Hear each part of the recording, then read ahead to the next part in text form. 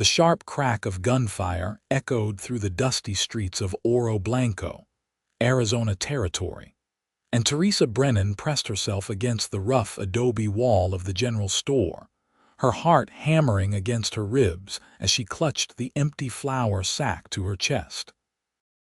It was August 1883, and the sun beat down mercilessly on the small mining town nestled in the Santa Cruz Valley, turning every surface into a furnace and every shadow into a desperate refuge. She had come to town with nothing but hope and determination, having traveled 3 weeks from St. Louis after her father's death left her completely destitute, and now she wondered if she had made a terrible mistake. The gunfire ceased as quickly as it had started, replaced by the nervous whinnying of horses and the low murmur of concerned voices. Teresa peeked around the corner and saw 2 men standing in the middle of the street, one of them holstering his revolver while the other lay sprawled in the dirt, clutching his shoulder and cursing loudly.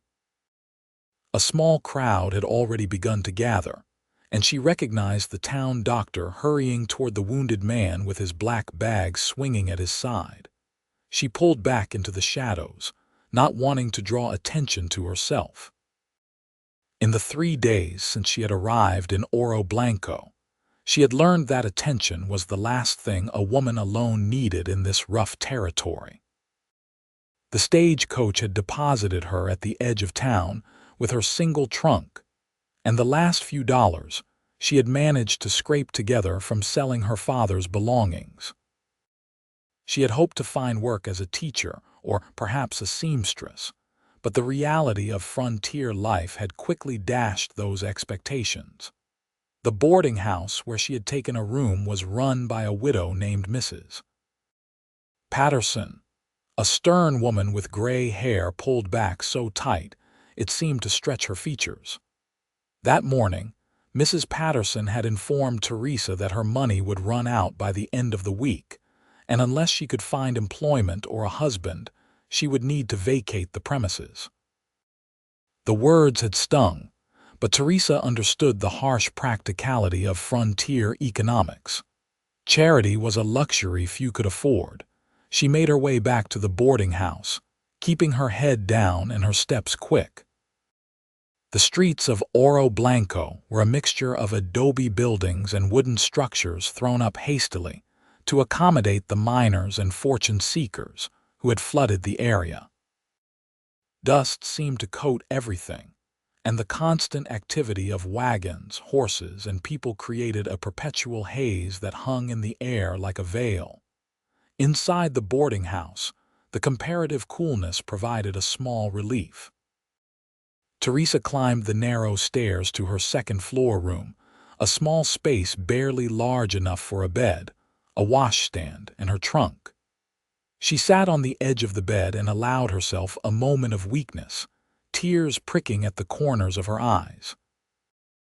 Her father had been a good man, a clerk who had worked himself to exhaustion trying to provide for her after her mother died of consumption when Teresa was 12. He had wanted her to have an education, to have opportunities, and she had learned to read and write and do figures. But none of that seemed to matter here, where survival depended on practical skills and connections she did not possess. A knock at the door startled her from her thoughts. She wiped her eyes quickly and opened it to find Mrs. Patterson standing in the hallway, her expression unreadable. "There is someone downstairs asking after you," the landlady said, her tone suggesting this was somehow improper. "A man." Teresa's stomach clenched with apprehension. "Did he give his name?" Said his name was Lucas Garrison. "Claims to be a rancher from outside town. Says he heard you were looking for work." Mrs. Patterson's eyes narrowed. "I hope you understand that this is a respectable establishment, Miss Brennan." "Of course," Teresa replied, though she had no idea who Lucas Garrison was or how he had heard about her situation. She followed Mrs. Patterson down the stairs, her mind racing with possibilities and concerns. The man waiting in the small parlor was tall, well over 6 feet, with broad shoulders that filled out his dust-covered work shirt. He held his hat in his hands, revealing dark brown hair that needed a trim, and when he looked up at her approach, she found herself meeting a pair of surprisingly gentle gray eyes in a tanned, weathered face. He appeared to be in his mid-20s, perhaps 26 or 27, with the lean, rangy build of someone who spent their days working under the sun. "Miss Brennan," he said, his voice a low rumble that carried the hint of Texas in its drawl.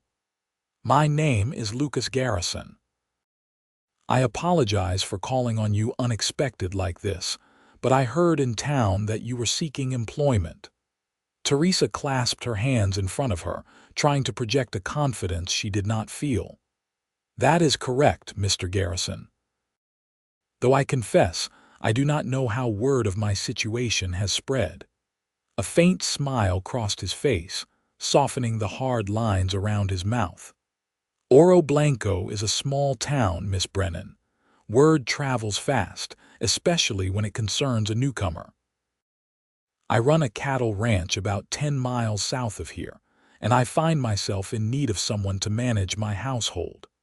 My previous housekeeper left last month to return to her family in California, and the place has fallen into considerable disarray." Teresa felt a flutter of hope in her chest. "What would the position entail, Mr. Garrison?" "Cooking, cleaning, some mending. Basic household management. I have 2 ranch hands who bunk in the barn and they take their meals at the house. It is hard work, and the ranch is isolated, but the pay is fair and room and board are included. $30 a month." $30 was more than generous, and the offer of room and board meant she would not have to worry about being turned out onto the street. Yet something in the arrangement made her hesitate. A single woman living on a ranch with 3 men would invite gossip at best and scandal at worst. Still, what choice did she have? "May I ask why you are offering this position to me specifically, Mr. Garrison? Surely there are other women in town who might be interested." He met her gaze steadily, and she saw honesty in his expression. "Truth is, most of the women in town either have families to tend or positions they are satisfied with.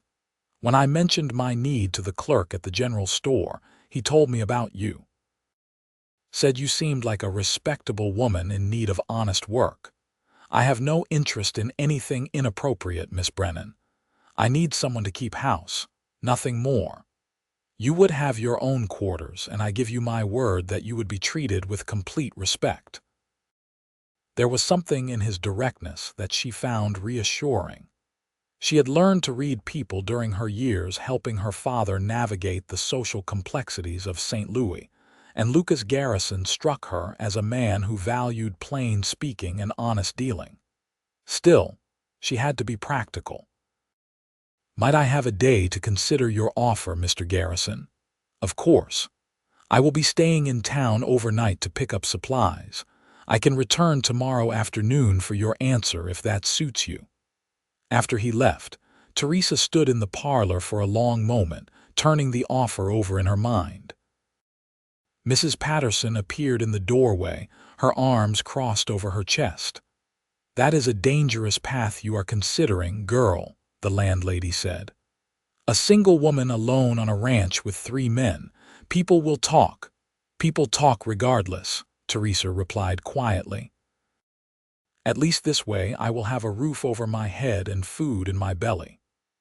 That night, she lay awake on the narrow bed, listening to the sounds of the town settling into its restless sleep. Oro Blanco never truly went quiet.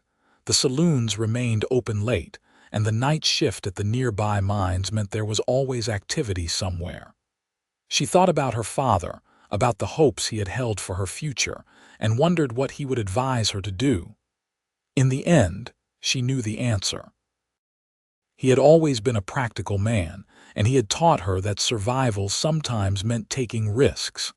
The next afternoon, when Lucas Garrison returned to the boarding house, Teresa met him in the parlor with her trunk already packed. "I accept your offer, Mr. Garrison," she said.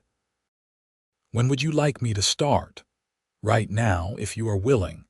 I have a wagon outside loaded with supplies. We can have you settled at the ranch before dark." The ride south from Oro Blanco took them through terrain that shifted from the dusty streets of town to rolling grasslands dotted with mesquite and palo verde trees. The Santa Rita Mountains rose in the distance, their peaks still holding patches of snow despite the summer heat. Lucas handled the wagon team with easy competence, and after an initial awkward silence, he began to point out landmarks and tell her about the area. "That creek bed there runs full during the monsoon season," he said, gesturing to a dry wash lined with cottonwoods. "Come July and August, you can hear the water from the house. Makes the whole valley come alive." "How long have you had the ranch?" Teresa asked, grateful for the conversation to distract her from her nervousness about the decision she had made. 3 years come October. "I worked as a cowhand for various outfits from the time I was 15, saved every penny I could.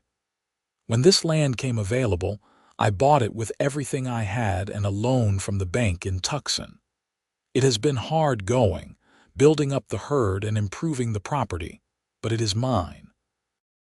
That matters to me." She heard the pride in his voice and understood it.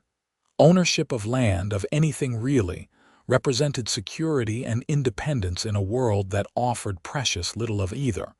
The ranch itself surprised her.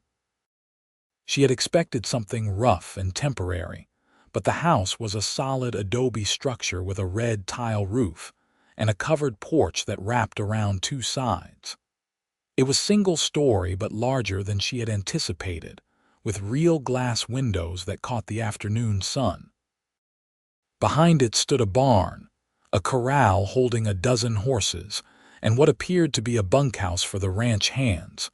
Lucas helped her down from the wagon and carried her trunk up to the porch. "Let me show you around inside," he said, pushing open the heavy wooden door. The interior was indeed in disarray, as he had warned. Dishes were piled in the kitchen, dust covered most surfaces, and the entire place had the neglected air of a home without a woman's touch. But the bones were good. The main room was spacious, with a large fireplace and furniture that, while simple, was well made. A hallway led to 3 bedrooms, and Lucas showed her to the smallest one. "This was where Mrs. Chen stayed," he said. "She was a good woman, kept everything running smooth. I hope you will be comfortable here." The room contained a real bed with a frame and mattress, a wardrobe, a washstand with a pitcher and basin, and even a small mirror on the wall. Compared to her room at the boarding house, it was luxury. "It is perfect," Teresa said honestly. "Thank you, Mr. Garrison. Please call me Lucas. We are going to be living under the same roof, no sense in being overly formal, and I will call you Teresa if that is acceptable to you." She nodded, and he showed her the rest of the house, including the kitchen with its large wood stove and the pump that brought water up from the well. By the time he had finished the tour, the sun was lowering toward the horizon, painting the sky in shades of orange and gold. "I will introduce you to Hank and Billy, the ranch hands, at supper," Lucas said. "They are good men, been with me since the beginning. They know to treat you with respect, and I have made it clear that any inappropriate behavior will result in immediate dismissal." That evening, Teresa prepared her first meal in the ranch kitchen. The pantry was better stocked than she had expected, and she managed to put together a simple supper of beans, cornbread, and bacon. When Lucas called the ranch hands in, she found herself facing 2 sunburned men who removed their hats and mumbled polite greetings. Hank was older, probably in his 40s, with a grizzled beard and kind eyes. Billy was younger, maybe 20, with a shock of red hair and a shy demeanor. They ate in relative silence, the men clearly unaccustomed to dining with a woman present. but the food disappeared quickly, and when Teresa offered seconds, both ranch hands accepted gratefully. After the meal, Lucas insisted that she leave the cleaning to him while she settled into her room. "You have had a long day," he said. "Tomorrow is soon enough to start your duties proper." Teresa retreated to her room, exhausted but feeling, for the first time since her father's death, a small measure of security. She unpacked her few belongings, hanging her 2 dresses in the wardrobe and arranging her hairbrush, her father's pocket watch, and her mother's Bible on the small table beside the bed. As darkness fell outside her window, she heard the low murmur of male voices from the main room, then the sound of boots on the porch as the ranch hands returned to the bunkhouse. A soft knock came at her door. "Miss Teresa," Lucas called quietly, "I am turning in for the night. If you need anything, my room is just across the hall. Sleep well." "Good night, Lucas," she replied, and heard his footsteps retreat. The days that followed fell into a rhythm.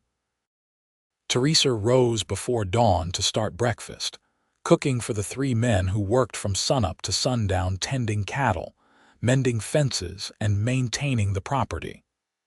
She cleaned the house room by room, bringing order to the chaos Lucas had been living in. She mended clothes, baked bread, and in the late afternoons, when the heat was too intense for outdoor work, she began tending the small vegetable garden behind the house that had been neglected but still held promise. Lucas proved to be an easy person to live with. He was quiet but not unfriendly, often spending evenings on the porch going over his account books or reading from his small collection of books by lamplight. He asked her about her life before Oro Blanco, and she found herself telling him about her father, her mother, the modest but comfortable life they had led before illness and debt had stolen it away. "My parents died when I was young," Lucas shared one evening as they sat on the porch watching the sun set. "Cholera took them both within days of each other. I was 14, and I had a choice between the orphanage or making my own way. I chose the latter. Lied about my age and got hired on at a ranch in Texas. It was hard, but I learned everything I could, saved every penny, promised myself I would build something that could not be taken away." "Is that why the ranch means so much to you?" Teresa asked. "It is more than just land and cattle," Lucas said slowly, as if trying to find the right words. "It is proof that I exist, that I matter. When you come from nothing, having something of your own changes everything." She understood that in a way she had not expected to. Since arriving at the ranch, she had begun to feel that same sense of purpose. Every clean room, every meal prepared, every mended shirt represented her contribution to something larger than herself. She was not just surviving, she was building a life, even if it was not the life she had imagined.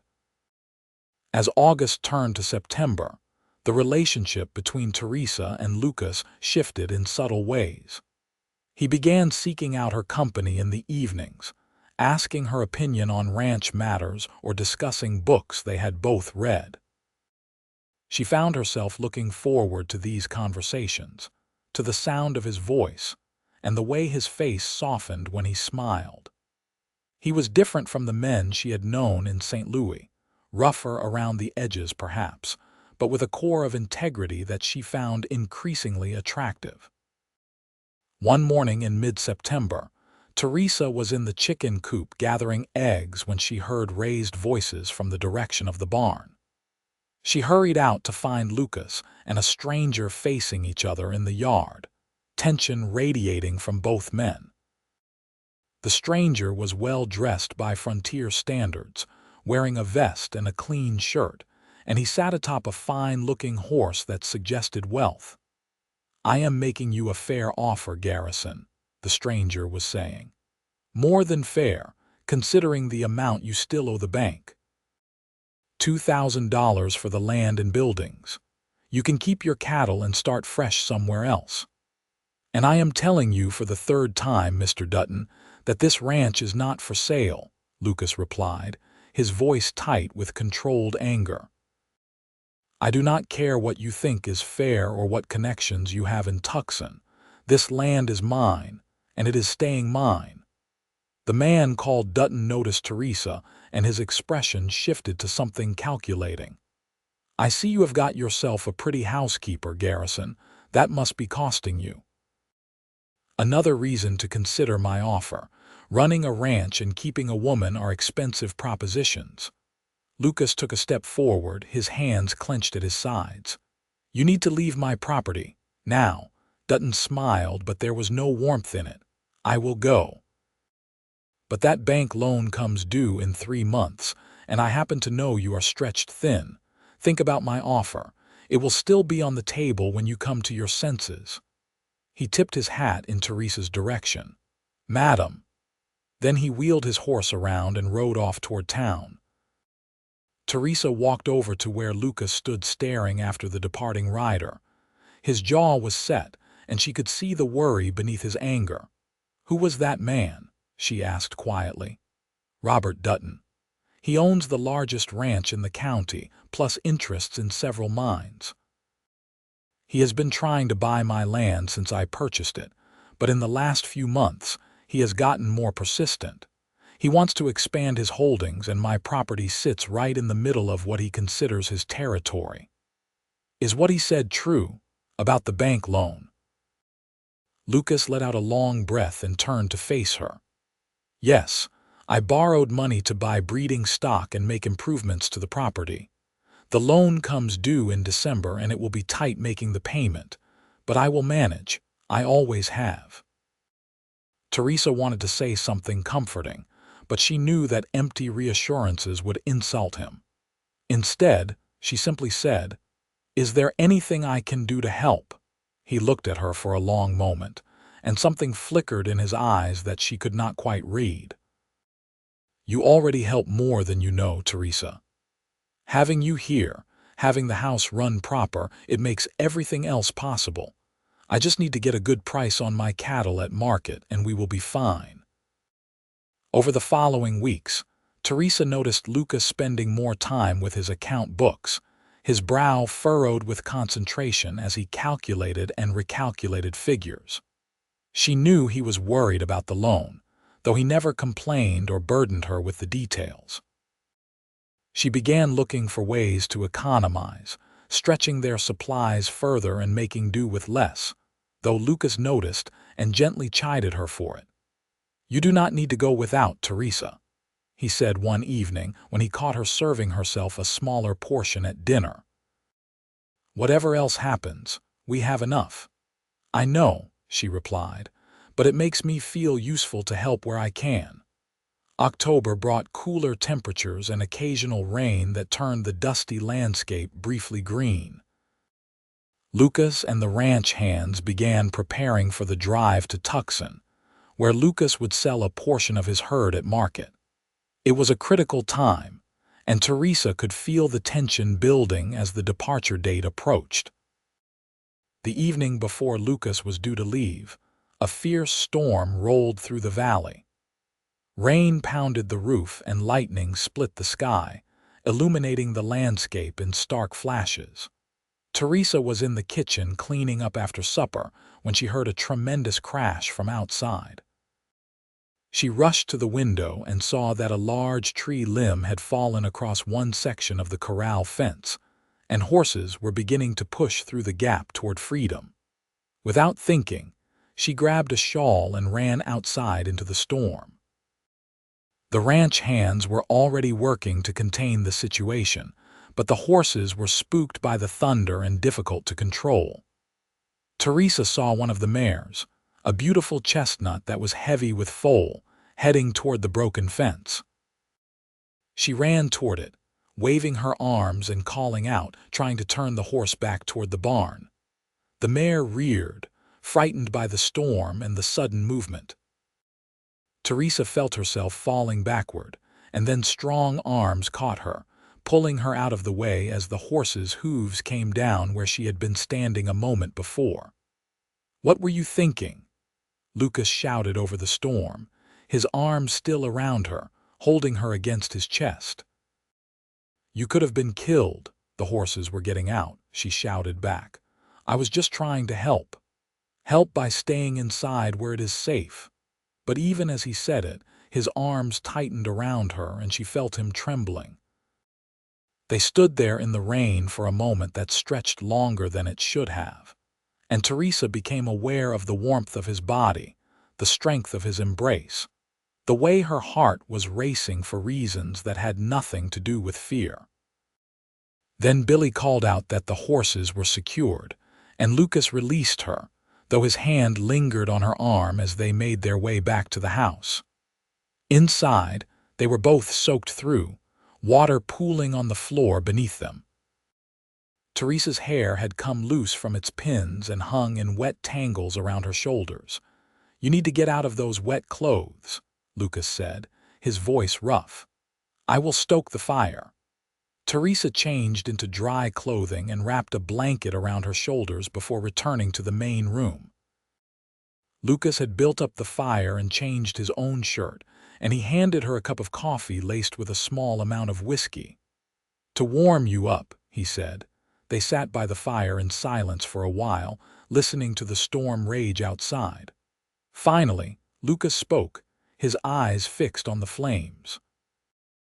I meant what I said out there. You could have been killed, and the thought of that, it terrified me in a way I have not felt since I was a boy watching my parents die. I cannot afford to lose you, Teresa. Her heart stuttered in her chest. Cannot afford to lose your housekeeper, you mean? He turned to look at her then, and the expression in his eyes made her breath catch. No, cannot afford to lose you, Teresa Brennan. The woman who has made this house a home, the woman I find myself thinking about during the day when I should be focusing on cattle. The woman whose smile makes everything else bearable. Lucas, she whispered, hardly daring to believe what she was hearing. I know I have no right to say any of this, he continued, the words coming faster now as if a dam had broken. You came here for employment, not to have your employer make unwanted declarations. But these months with you here, they have been the happiest of my life. I look forward to coming in from the range because I know you will be here. I sit on the porch in the evenings hoping you will join me. I find excuses to linger in the kitchen while you are cooking just to be near you. And I know this is unfair to burden you with, especially when I have nothing to offer you. I am land rich and cash poor, as they say, with a bank loan hanging over my head and a future that is uncertain at best. Teresa set down her coffee cup with trembling hands. Do you think any of that matters to me? The money or the loan? It should matter. A woman deserves security, stability. She deserves a man who can provide for her without worry. What a woman deserves, Teresa said firmly, is a man who treats her with respect and kindness. A man who works hard and deals honestly. A man who sees her as a partner, not a burden or a possession. She took a deep breath, gathering her courage. A man like you, Lucas Garrison. He stared at her as if unable to process her words. Teresa, are you saying? I am saying that I have fallen in love with you, she said, the words tumbling out in a rush. I have tried not to because I did not want to presume or make things complicated, but I cannot help it. These months here have been the happiest of my life as well. Not because of the house or the security, but because of you. The way you listen when I talk, the way you never make me feel less than your equal, the way you look at the mountains in the evening with such contentment. I love you, and if you feel even a fraction of the same, then nothing else matters. Lucas crossed the space between them in 2 strides and pulled her up from her chair, his hands framing her face with a gentleness that belied his calloused palms. A fraction. Teresa, I love you more than I thought it was possible to love anyone. You have changed everything. Before you came, this was just a ranch, just property I was fighting to keep. Now it is a home, a future, something worth building because I can imagine sharing it with you." Then he kissed her, and it was like nothing Teresa had ever experienced. Not the chaste kiss on the cheek she had once received from a suitor in St. Louis, but a real kiss, full of longing and hope and promise. She kissed him back with all the emotion she had been holding inside for months, her hands gripping his shoulders, feeling the solid reality of him. When they finally pulled apart, both breathing hard, Lucas rested his forehead against hers. "Marry me, Teresa. I know I should wait, should court you proper and give you time to be sure, but I cannot help myself. Marry me. Build this life with me. Whatever comes, we will face it together." "I have no dowry," Teresa said, the words escaping before she could stop them. "No money, no property, nothing to bring to a marriage. I came here with almost nothing, and I still have almost nothing." Lucas pulled back enough to look into her eyes, and she saw tears glistening in his own. "I do not need a dowry, Teresa. I only need your hand in mine. That is wealth enough for any man. Will you marry me?"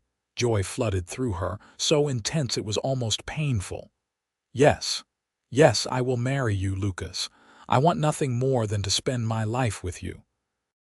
He kissed her again, and then they were both laughing and crying at the same time, holding each other as the storm continued outside and the fire crackled warm beside them. They talked long into the night, making plans and sharing dreams, and by the time Teresa finally retired to her room, the storm had passed, and the stars were visible through breaks in the clouds. The next morning, Lucas postponed his trip to Tucson by a day. Instead, he and Teresa rode into Oro Blanco to speak with the minister at the small church on the edge of town. Reverend Matthews was an elderly man with white hair and a kind face, and he listened to their story with obvious pleasure. "It will be my honor to marry you," he said. "Though I must counsel you both that marriage is a serious commitment, not to be entered into lightly." "We understand that, Reverend," Lucas said, his hand finding Teresa's and holding tight. "And we are both certain this is what we want." They set the date for 2 weeks hence, enough time to post the banns as was proper and to make basic preparations. As they left the church, Teresa felt as if she were floating. Everything had happened so quickly, but it also felt absolutely right, as if all the painful events that had brought her to Oro Blanco had been leading to this moment. News of the engagement spread through town with characteristic speed. When Teresa stopped at the general store to purchase fabric for a wedding dress, the clerk congratulated her warmly. Even Mrs. Patterson, when they encountered her on the street, managed a tight smile and a terse word of approval. "You have done well for yourself, Miss Brennan," the landlady said. "Mr. Garrison is a decent man by all accounts. I hope you will be very happy." That afternoon, Lucas left for Tucson with his cattle drive, and Teresa threw herself into wedding preparations. She had 2 weeks to sew a dress, clean the house from top to bottom, and prepare for the guests they planned to invite to the ranch for a simple celebration following the ceremony. The ranch hands, when informed of the engagement, reacted with genuine happiness. Hank clapped Lucas on the back and declared it the best news he had heard in years, while Billy blushed furiously and stammered his congratulations. They both promised to help Teresa with any heavy work that needed doing around the house while Lucas was gone. The days of Lucas's absence felt longer than all the weeks since Teresa had arrived at the ranch. She missed him with an intensity that surprised her, missed his quiet presence and the sound of his voice. But she kept herself busy with preparations, and in the evenings, she sat on the porch and imagined the life they would build together. Lucas returned from Tucson 5 days later with news that was both good and concerning. He had gotten a fair price for his cattle, enough to make a significant payment toward the bank loan, but not enough to pay it off completely. He would need to sell more cattle in the spring and hope for good prices to clear the debt entirely. "But that is a problem for another day," he said as he held Teresa in his arms on the porch that evening. "Right now, all I want to think about is marrying you."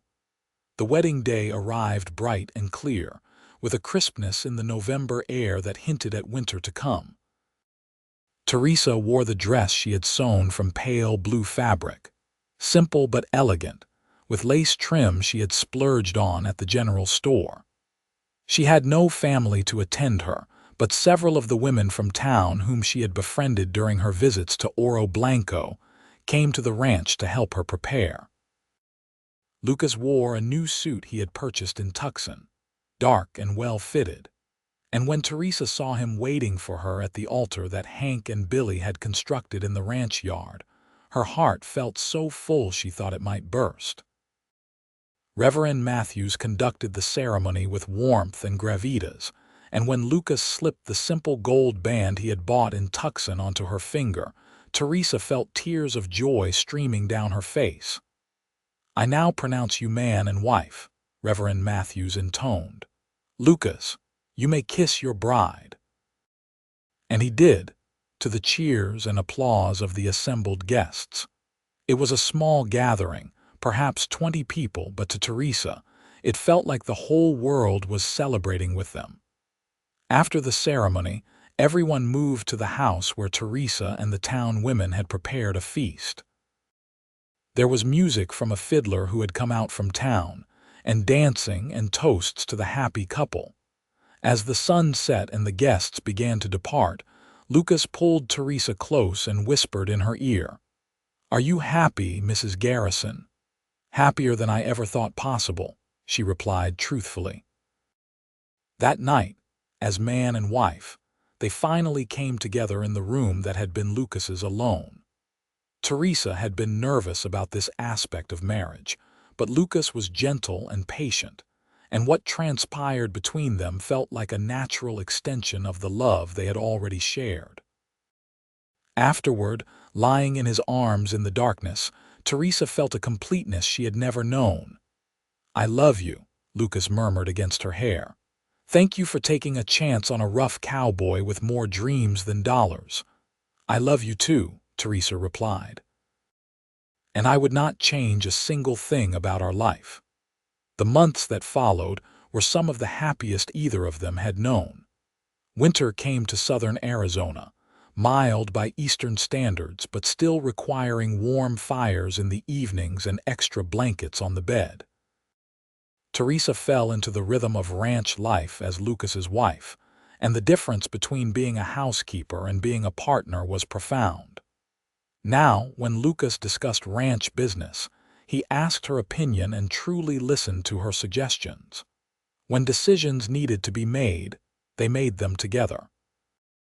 In January, Teresa discovered she was pregnant. She had suspected for a few weeks but waited to be certain before telling Lucas. When she finally shared the news one evening after supper, his reaction was everything she could have hoped for. He swept her up in his arms, spinning her around despite her laughing protests to be careful, and then he kissed her and placed his hand gently on her still flat stomach. "A baby," he said wonderingly. "Our baby. Teresa, you have made me the happiest man alive. You are pleased then?" She asked, though his reaction made the answer obvious. "Pleased. I am overjoyed. A child, a family, everything I never let myself hope for because it seemed impossible. And now here it is, real and growing right here." His hand remained on her stomach, protective and tender. The news brought a renewed sense of purpose to their lives. Lucas worked even harder to ensure the ranch would be profitable, rising before dawn and often not stopping until dark. Teresa tried to convince him to ease up, worried he was pushing himself too hard, but he was determined to make the final payment on the bank loan and clear their debt before the baby arrived in late summer. In February, Robert Dutton appeared at the ranch again. Teresa was hanging laundry when she saw him ride up, and she called for Lucas, who came out from the barn with Hank and Billy flanking him. "Mr. Dutton," Lucas said coolly. "What brings you to my property?" Dutton remained mounted, looking down at them from his horse. "I heard congratulations are in order, Garrison. Marriage and a baby on the way. That is quite the responsibility you have taken on." "My family is none of your concern," Lucas replied, his voice hard. "Actually, it is my concern because it affects my offer.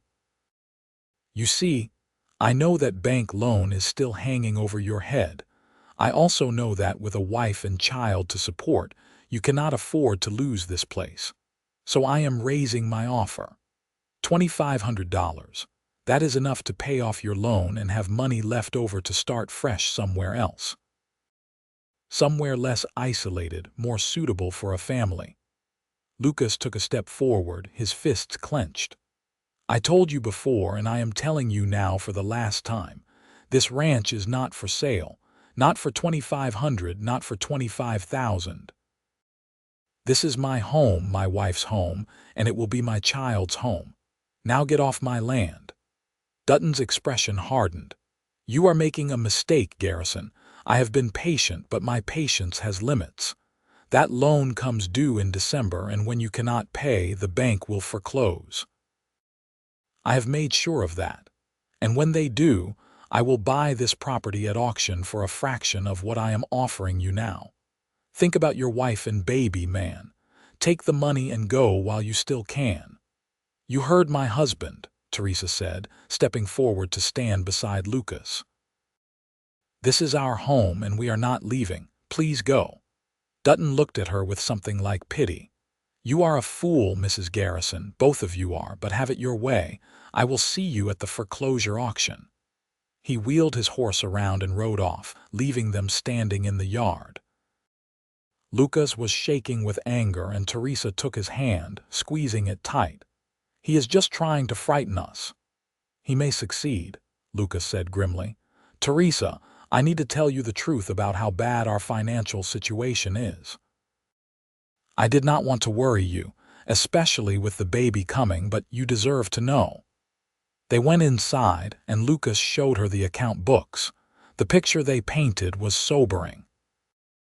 Even with the money from the cattle sale in the fall, they would still be short on the loan payment by several $100s. Lucas had been hoping to make up the difference with another cattle sale in the spring, but that assumed good prices and no unexpected expenses. "And if we cannot make the payment?" Teresa asked, though she already knew the answer. "The bank will foreclose and Dutton will buy the property at auction. He has connections at the bank, so he has probably already arranged it. We would lose everything." Teresa looked at the man she loved, saw the defeat in his eyes, and felt a surge of determination. "No, we will not lose everything. We will figure this out together. There has to be a solution." Over the following weeks, they explored every option. Teresa suggested she could take in sewing or sell her baking in town, but Lucas calculated that even working every spare moment, she would not earn enough to make a significant difference, and he was reluctant to have her take on extra work in her condition. They considered selling off more cattle, but that would leave them without sufficient breeding stock for the future. They looked into extending the loan, but the bank, likely influenced by Dutton, refused. As spring arrived and Teresa's pregnancy became more visible, the weight of their situation pressed down on them. Lucas grew quieter, retreating into himself as he tried to find a solution that did not exist. Teresa did her best to remain cheerful, to maintain hope, but privately she felt fear gnawing at her heart.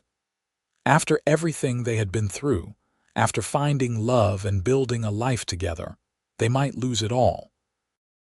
One evening in late March, as they sat on the porch watching the sunset, Teresa said quietly, "Lucas, what if we did sell?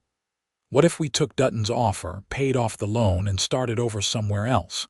We would still have each other. We would still have the baby. Maybe that is enough." Lucas was silent for a long moment before responding. I have thought about that every day for weeks, and if it were just me, I would do it in a heartbeat. But this ranch represents everything I worked for, everything I dreamed of since I was a kid with nothing. More than that, though, this is your home. I brought you here as my wife. I promised to provide for you, to give you security.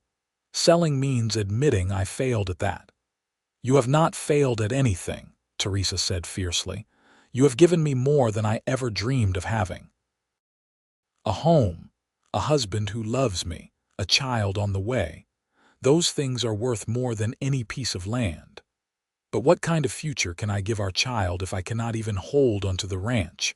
What kind of father am I if I let everything slip away? Teresa took his face in her hands, forcing him to look at her. You are the kind of father who works himself to exhaustion trying to provide for his family. The kind of father who loves his wife and child more than his pride. The kind of father any child would be lucky to have. The ranch does not make you who you are, Lucas. You make the ranch what it is. He pulled her close, and she felt wetness on his cheeks as he buried his face in her hair. I do not know what to do, Teresa. I have tried everything I can think of, and I cannot see a way out. Then we will face it together, whatever comes. We will sell if we must, and we will start over. We will build a new life, and we will do it together. That is what matters. They held each other as the sky darkened and the stars began to appear, finding comfort in their closeness even as uncertainty loomed over them. The next morning, Teresa woke to find Lucas already gone from their bed. She found him in the barn, brushing down one of the horses with mechanical movements, his eyes distant. Before she could speak to him, they heard the sound of a wagon approaching.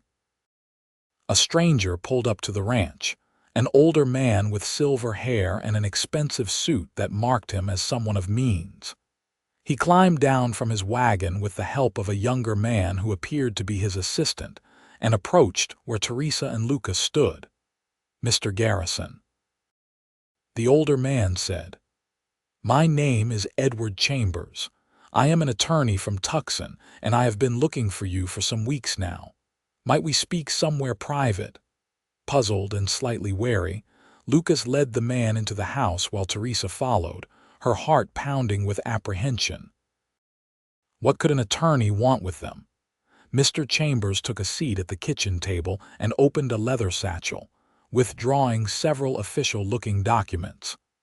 "Mr. Garrison, I represent the estate of Samuel Garrison of San Antonio, Texas. I have been informed that you are Samuel's nephew, the son of his late brother Thomas." Lucas nodded slowly. "Samuel Garrison was my uncle, though I have not seen him since I was a boy. I heard he died several years ago." "He did pass, yes, in 1880. However, his estate has been tied up in probate due to various complications. I have finally managed to locate you as his sole surviving heir. Mr. Garrison, your uncle left you a considerable inheritance. After payment of debts and legal fees, the estate is worth approximately $8,000. The silence that followed this announcement was absolute. Teresa felt as if she could not breathe, and Lucas simply stared at the attorney as if he had spoken in a foreign language. $8,000, Lucas finally managed. "That cannot be right. My uncle was a ranch hand, same as my father. He had nothing." "On the contrary, your uncle was quite successful. He invested wisely in various enterprises and left behind a substantial sum. I have all the documentation here, including proof of your relationship and the terms of the will. The money has been held in trust pending our ability to locate you, but it is yours, Mr. Garrison. All of it." Mr. Chambers spent the next hour going through the paperwork, explaining the details of the inheritance and what steps were needed to transfer the funds. By the time he left, promising to return within the week with a bank draft for the full amount, Lucas and Teresa were in a state of shock. $8,000, Lucas said, staring at the papers Mr. Chambers had left. That is enough to pay off the loan completely, with thousands left over for improvements and operating expenses. We are saved, Teresa. We can keep the ranch." Teresa started to laugh, tears streaming down her face. "It is a miracle. When I had given up hope, when I thought we would lose everything, this happens. Oh, Lucas, we can keep our home." He pulled her into his arms, and they stood there in the kitchen holding each other, both crying and laughing at the same time. The weight that had been crushing them for months lifted, replaced by a lightness that made everything seem possible again. True to his word, Mr. Chambers returned the following week with a bank draft. Lucas and Teresa traveled to Tucson, paid off the bank loan in full, and returned to Oro Blanco with the satisfaction of knowing the ranch was truly theirs, free and clear. They also opened an account with the remainder of the money, a cushion against future difficulties and an investment in their growing family. When Robert Dutton heard the news, he made one final visit to the ranch. This time, his demeanor was different, less confident and more resigned. "Congratulations, Garrison," he said without preamble. "It seems fortune has smiled on you after all. I will not trouble you again with offers to buy your land." "Good," Lucas replied, "because my answer would never change. This ranch is my family's home now and always." As spring progressed into summer, Teresa's pregnancy advanced. She remained healthy and active, though Lucas fretted over her constantly, trying to convince her to rest more and work less. In August, with the summer heat at its peak, Teresa went into labor. The birth was long and difficult. Lucas paced frantically outside their bedroom while a midwife from town attended Teresa. For hours, he listened to her cries of pain and felt utterly helpless. Hank and Billy tried to distract him with talk of ranch business, but nothing could take his mind off what was happening behind that closed door. Finally, as dawn was breaking, he heard a new sound: the thin, angry wail of a newborn baby.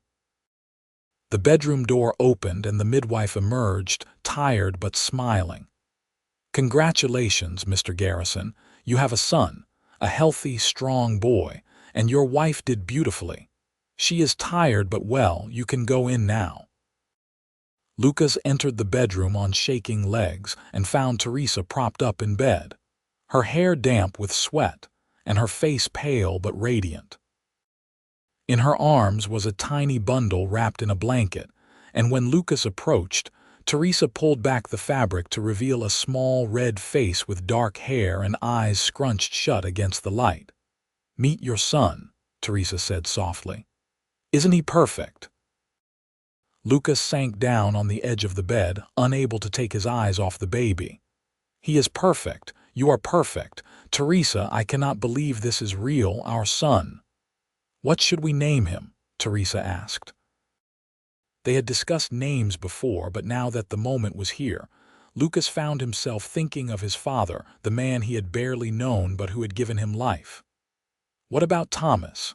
After my father, Thomas Garrison," Teresa said, testing the name. "I like it. Welcome to the world, Thomas." Lucas reached out a tentative finger and touched his son's tiny hand.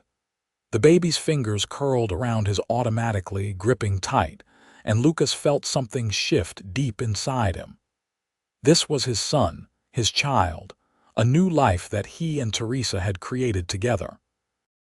The responsibility of it was overwhelming, but so was the love that flooded through him. As the weeks passed, and Teresa recovered from the birth, they fell into the rhythms of life with a baby. Thomas proved to be a good-natured child, sleeping relatively well and growing stronger every day. Lucas would often hold him in the evenings, marveling at his tiny features and perfect fingers, and Teresa would watch them together with her heart full of contentment. The ranch prospered over the following years. With the financial cushion from the inheritance and Lucas's careful management, they were able to expand their herd, make improvements to the property, and even hire an additional ranch hand. Teresa continued to manage the household, now with the added responsibility of raising their son, and found joy in every aspect of their life together. When Thomas was 2 years old, Teresa became pregnant again. This time, the pregnancy was easier, and in the spring of 1887 she gave birth to a daughter they named Margaret after Lucas's mother. 2 years after that, another son arrived whom they named Daniel. As their family grew, so did the ranch. Lucas proved to have a gift for ranching, and under his guidance, their operation became one of the most successful in the area. But he never forgot where he had come from, and he and Teresa were generous in helping newcomers to the territory who found themselves in difficult circumstances. One day in the summer of 1890, a young woman arrived in Oro Blanco alone and desperate, much as Teresa had been 7 years earlier. When Lucas heard about her situation, he and Teresa immediately offered her a position as a helper on the ranch. They did not need the additional help, but they remembered what it was like to have nothing, and they were determined to pass forward the kindness that had been shown to them.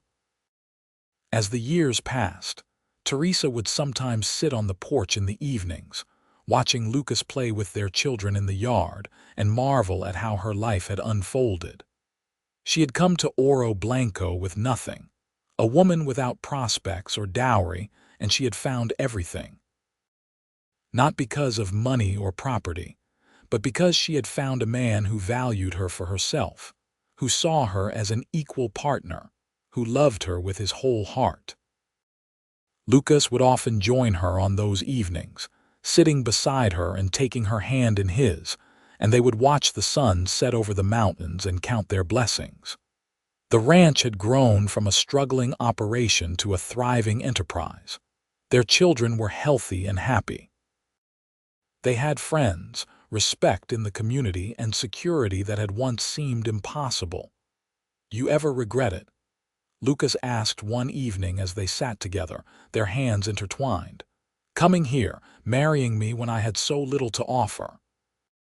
Teresa turned to look at him, at the face she had come to know as well as her own, at the gray eyes that still looked at her with wonder after all these years. "Regret? Lucas, you gave me everything. Not material things, though we have been blessed with those as well, but the things that truly matter. Love, partnership, a family, a home. You gave me a life worth living. How could I ever regret that? I just remember that day when I first came to Mrs. Patterson's boarding house to offer you a position. You looked so scared but trying to be brave. And I thought to myself, here is someone like me, someone who has had to fight for everything, someone who will not give up. I knew right then that you were special." "I was terrified," Teresa admitted. "But I saw something in you too. Integrity, honesty, strength. I told myself if I took the position and it did not work out, at least I would have tried. I never imagined it would lead to this, to us, to everything we have built together." "When you told me you had no dowry, I wanted to laugh," Lucas said. "As if any of that mattered. You brought something far more valuable than money or property. You brought yourself, your courage, your love. You made a house into a home. You gave me a family. You gave my life meaning beyond just survival." "I only needed your hand in mine," Teresa quoted softly. "That was what you said to me, and it is still true after all these years. Your hand in mine is all I will ever need." They sat together as darkness fell, watching the stars appear one by one in the vast Arizona sky. Inside the house, their children slept peacefully, secure in the love that surrounded them. The ranch stretched out around them, no longer just property but a legacy they would pass on to their children and grandchildren. In the distance, a coyote called out, its voice echoing across the valley. A nighthawk swooped low over the yard, hunting insects. The horses in the corral settled down for the night with soft whinnies, and the occasional stamp of hooves. All the familiar sounds of the ranch, of home, of the life they had built together from nothing but love and determination. Years later, when Thomas was grown and ready to take over the ranch, Lucas and Teresa would tell him and his siblings the story of how they met. They would talk about the fear and uncertainty, about the threats they had faced, about the miraculous inheritance that had saved them. But mostly, they would talk about the love that had sustained them through it all. "Your mother came to me with nothing," Lucas would say, his arm around Teresa's shoulders. "Society said she needed a dowry, needed to bring something of value to a marriage, but I knew better. I told her I only needed her hand in mine, and that was the truth. Everything good in my life came from that moment when she agreed to marry me." And Teresa would smile and add, "And everything good in mine came from marrying a man who valued me for myself, not for what I could bring him in material terms. We built this life together, from almost nothing, and we built it on love and partnership and mutual respect. That is the inheritance we want to leave you children. Not just the ranch or the money, but the understanding that those things are tools, not the goal. The goal is love, family, a life lived with integrity and purpose." By the time Lucas was in his 60s, the ranch had expanded to several thousand acres, and the Garrison name was respected throughout southern Arizona. They had weathered droughts and economic downturns, seen Arizona achieve statehood in 1912, and watched their children grow and start families of their own. Through it all, Lucas and Teresa remained devoted to each other, their love deepening with each passing year. On their 40th wedding anniversary, their children and grandchildren gathered at the ranch for a celebration. The house had been expanded over the years, but they still lived in the original adobe structure, now surrounded by additional buildings and corrals. As Lucas and Teresa stood together surrounded by their family, they reflected on the journey that had brought them to this moment. 40 years, Lucas said, holding Teresa close. "And I love you more today than I did the day we married." "Only because you know me better now," Teresa teased, but her eyes were bright with unshed tears. "But I love you more too. You have been my partner, my best friend, my love. You gave me everything when I had nothing, and you never made me feel less than your equal. That is the greatest gift you could have given me." They danced together that evening under the stars, their grandchildren watching and clapping, and for a moment they were young again, newly married and full of hope for the future. That future had arrived, richer and fuller than either of them had dared to dream.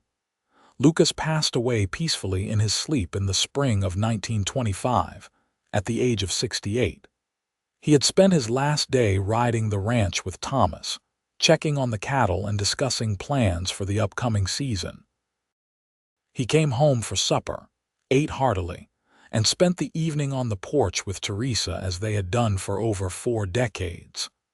That night, he simply did not wake up. Teresa mourned him deeply, as did their entire family and the community that had come to respect them both. But she took comfort in the life they had shared, in the family they had raised, and in the legacy they had built together. She lived for another 12 years, surrounded by her children and grandchildren, and when she passed in 1937 at the age of 76, she was laid to rest beside Lucas in the small cemetery outside Oro Blanco. Their great-grandchildren would later run the ranch, continuing the traditions Lucas and Teresa had established. They would tell the story of their great-grandparents, of how Teresa had come to Arizona with nothing and Lucas had said he only needed her hand in his. They would talk about the love that had built an empire from dust and dreams, and they would understand that the true wealth their ancestors had accumulated was not measured in acres or cattle or dollars, but in love, family, and the bonds that tied them all together. The ranch still stands today, passed down through generations of Garrisons, and on the porch of that original adobe house, you can still see the two rocking chairs where Lucas and Teresa spent countless evenings watching the sunset.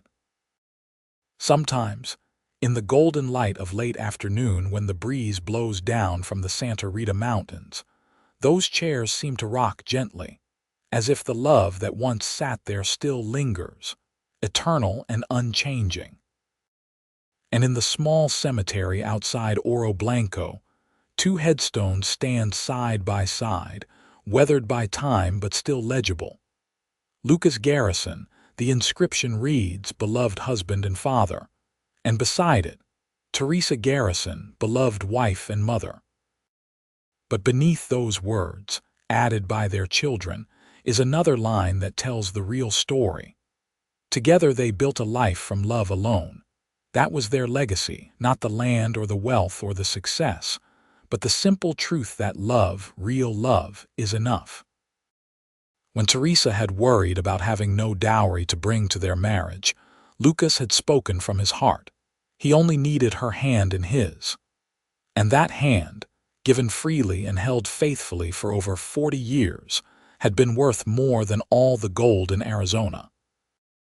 Their story became legend in Oro Blanco, told and retold over the years as an example of what could be achieved when two people committed themselves to each other completely. Young couples would visit their graves, hoping some of that legendary love might bless their own unions.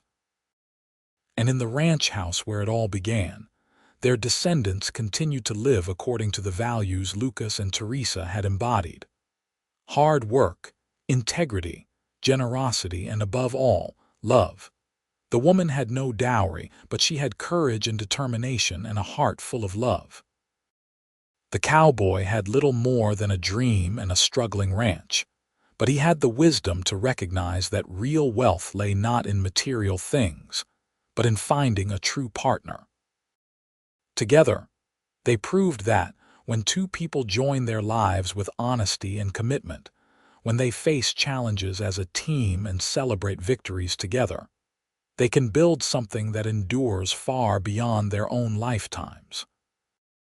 In the end, the story of Lucas and Teresa Garrison was not about overcoming poverty or building a successful ranch, though they did both. It was not about the inheritance that saved them from losing everything, though that was certainly part of their journey. It was about two people who found each other at a moment when both were struggling, who recognized in each other something worth fighting for, and who built a love that weathered every storm and emerged stronger with each passing year. Years after Teresa's death, when workers were renovating the old ranch house, they found a letter tucked away in a drawer in the bedroom Lucas and Teresa had shared. It was in Teresa's handwriting, dated on their 40th anniversary, and it read, "My dearest Lucas, 40 years ago today, I married you with nothing to offer but my hand in yours. You told me that was all you needed, and I believed you because I saw the truth in your eyes. These 40 years have proven you right 1,000 times over. We have faced hardships and celebrated triumphs, raised children and built a life, and through it all, your hand in mine has been my constant anchor. I came to Oro Blanco alone and afraid, with nothing but hope to sustain me. You gave me everything, not through material wealth, but through your love, your respect, your partnership. You made me feel valued when society said I had no value. You made me feel strong when I was afraid. You gave me a home, not just in your house, but in your heart. If I could go back and tell that frightened girl in Mrs. Patterson's boarding house what her future held, she would not believe me.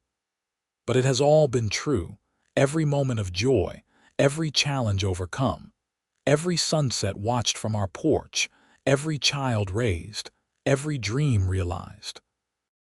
And all of it was possible because you saw me, truly saw me, and loved what you found.